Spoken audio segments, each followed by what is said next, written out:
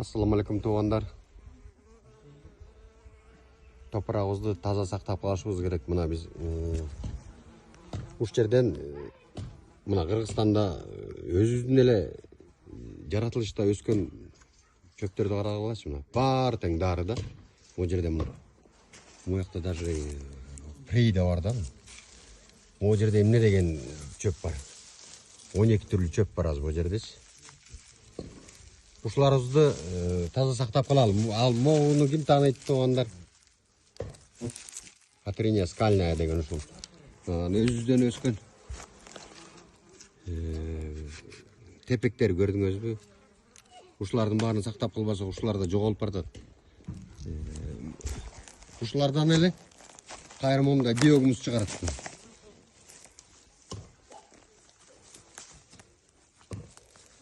Bir жылдан кийин мондай топурак айланып атат, көрдүңүздөрбү? Ушуларды сактап калышыбыз керек тугандар. Ушундай таза, табигый жаратылышты сактап калсак анда биз келечек муунга түз көз караш менен өтөбүз да тугандар.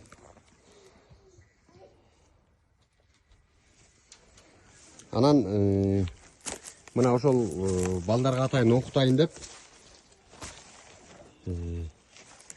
бул жерге эмеде кумурскасын алып келдим тугандар. Мунун да бул да жаратылыштын бир чынжырчасы. Булар дагы чогуу жашаш керек деген сөз да, мындайча айтканда. Жаңы көчүрүп келдим азыр.